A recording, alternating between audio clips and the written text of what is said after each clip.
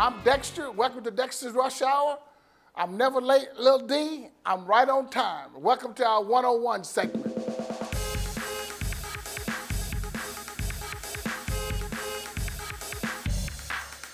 I have a lot of thoughts about the game last week. First of all, I thought the Redskins played with a lot of energy. It seems like going through the fourth quarter, they wasn't making a lot of plays. It didn't create a lot of turnovers. But let's talk about the offense.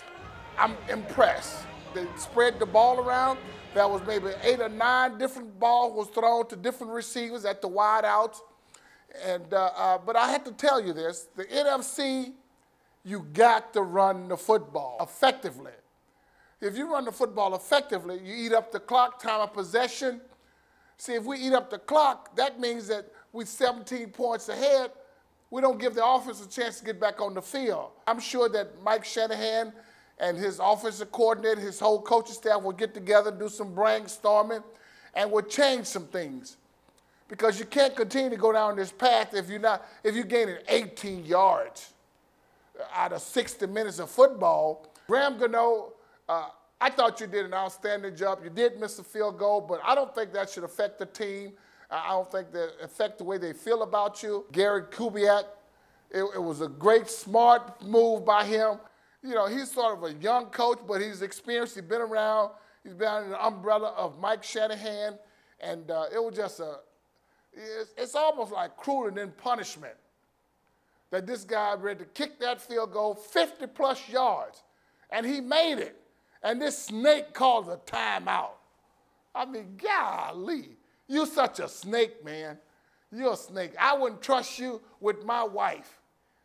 Dex, I want to know, what was the worst stadium you had to visit? Which one did you hate to play in the most? Well, I tell you, in my day, there was several. One was the Houston Astrodome. That was the worst place. You had St. Louis Cardinals in Busch Stadium. That was terrible. But you've noticed, the National Football League went to this sort of synthetic turf. It's almost like grass. What it takes to crack a football helmet. Wow. He better get checked out if he had a cracked helmet. That means he has a concussion. He doesn't even know it. That's kind of dangerous. You walk around with a cracked helmet. I mean, you hit somebody with the crown of your head, and you could do some damage to your neck, and it could be all over.